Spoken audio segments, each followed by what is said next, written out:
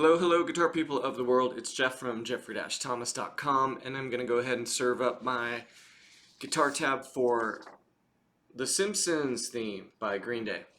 And super cool little jam. I guess it was from the movie. They pulled Green Day in and they did their own version of the theme, originally written by Danny Elfman from Oingo Boingo. So, great composer, great tune. And let's go ahead and walk through page one, and I'll point out some of the details to you. So here we go from the top. 2, 3, 4.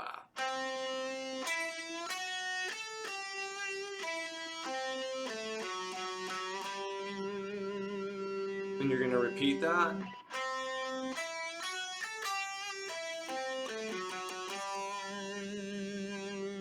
Okay, so those 4 measures go wrap around 2 time because of the repeat brackets. Then you're going to drop back to the 9th fret. So we're going to come back a half step here to B.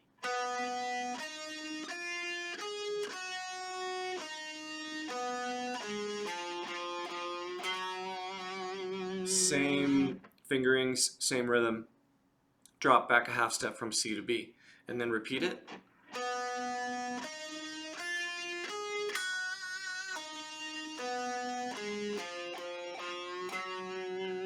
I'm just going at this with all downstrokes. I think alternate kind of just loses the vibe.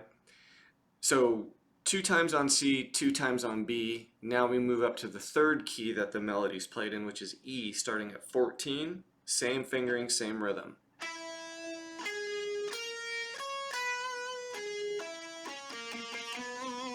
Repeat it.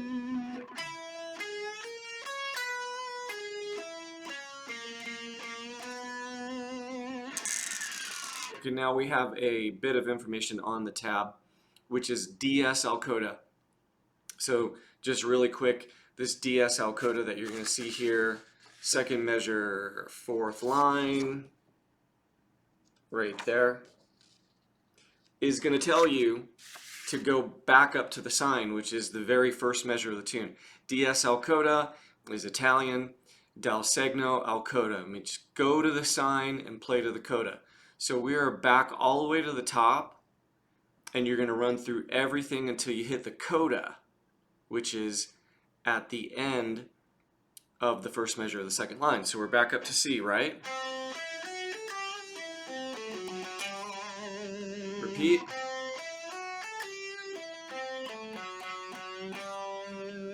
Now we hit the coda. So when you hit the codas, that's this little crosshair looking dude right there. You're going to go from here directly to here. So DSL coda means go to the sign, play to the coda, connect the codas. This brings us into kind of like the guitar solo of the tune. So he's at 11 and 8, and he goes back and forth in quarter notes.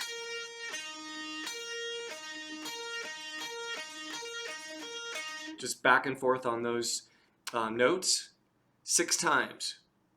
So 1, 2, 3, 4, 5, 6. Literally 6 times on that one measure, okay? And double bar, double dots tell you to lock up on that measure and repeat it 6 times because of the 6 times above there. Then we go into a little scale lick.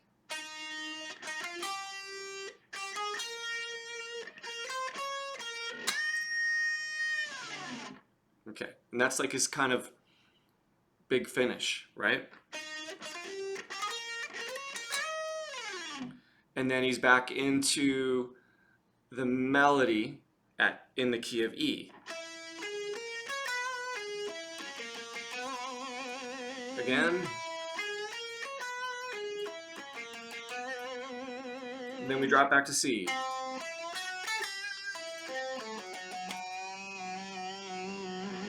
Okay, so what's cool about this? Well, pretty much everything about it. Some technical details on that last measure of the 4th line. Make sure you're printing this out, by the way, or requesting me to send this tab to you. Otherwise, I'm just talking to the wall. So last measure of the 4th line. This is my recommendation for the picking. So everything up to this point has pretty much been downstrokes. I wouldn't I wouldn't go at this with anything other than downstrokes until we hit this last measure of the fourth line. So I'm going to go down, down, up, down, down, up, down, down, up, down, up, down, and then pin that bend from 14 to 16.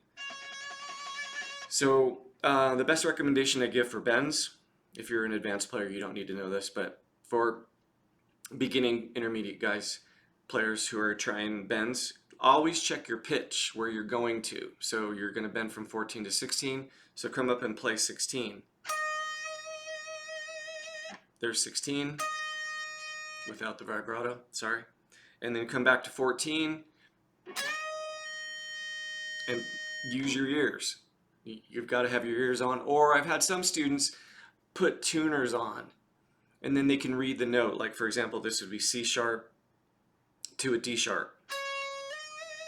The other thing that's a good pointer is when you're doing a bend, you're going to usually see one finger written, like your third finger, but it's a good idea to have these guys, the second and the first finger behind it to help push, right?